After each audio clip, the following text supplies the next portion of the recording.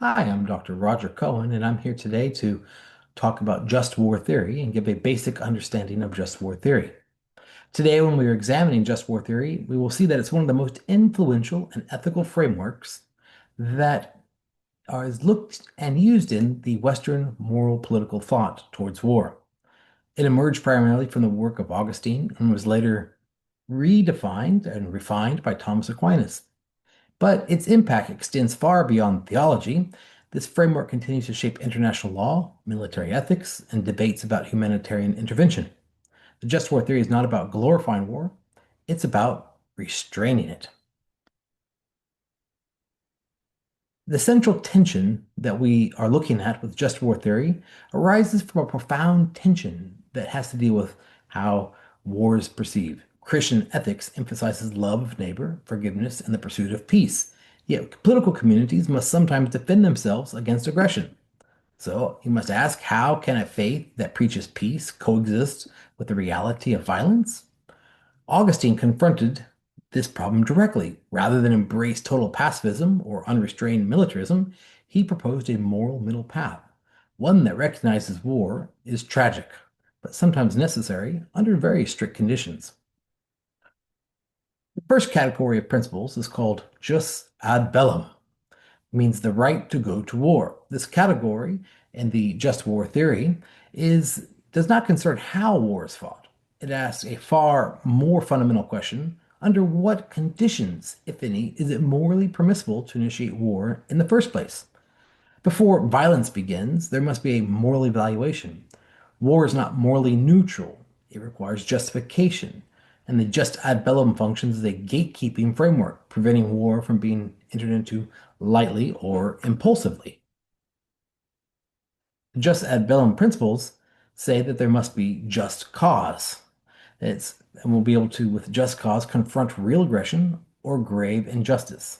And there also must be legitimate authority, a declared by proper political authority with the right intention, um, and aim that intention at justice and peace. So when we say first principle is just cause, war must then confront a real and serious wrong, typically aggression or grave injustice. A defensive war is the clearest example. War for the conquest or revenge falls immediately. So, second then becomes this idea of what's a legitimate authority. Only properly constructed public authorities may declare war, and private individuals or factions do not have this moral standing. Universally, this might seem different from country to country. In the United States, only Congress has the right to declare war. Third is the right intention. Even if the cause is just, the motivation must be ordered towards restoring peace and justice, not hatred, not revenge, not economic gain. Augustine was deeply concerned with the interior moral dimension that a person had on why they had war.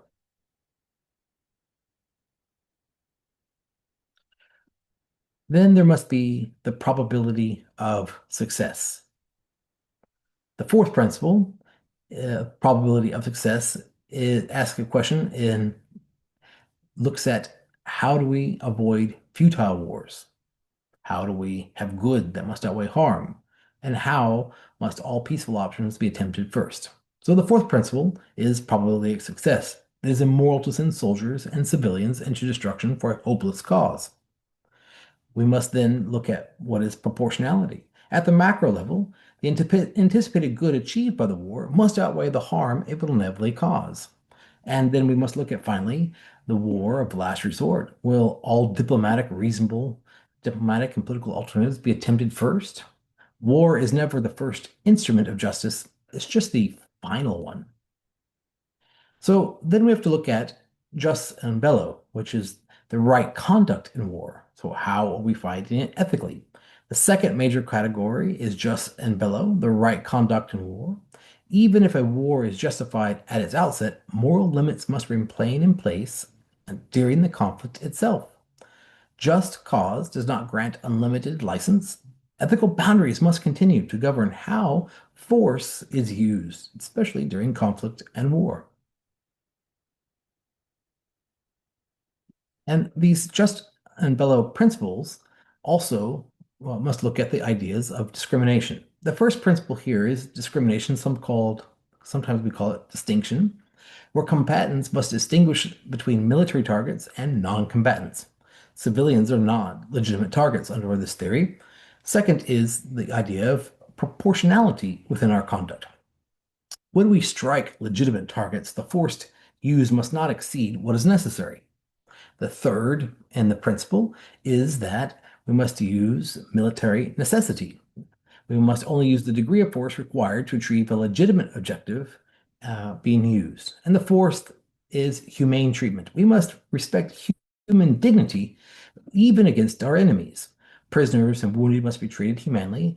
And in the end, war does not erase moral status of a person. So then we come to this question about jus post bellum, justice after war. Modern thinkers have added a third category to this framework of just war theory, where there must be justice after war. If war is fought to restore justice, then peace settlements must reflect justice as well. War must end once objectives are achieved, and reconstruction and restoration of rights become moral obligations. Excessive punishment or humiliating peace terms can sow the seeds or sow the seeds of future conflict. So this future that we look at must have also enduring significance. The just war theory does not glorify war. It assumes war is tragic, a sign of moral failure in human society, yet it insists that even in tragedy, ethical boundaries must remain intact.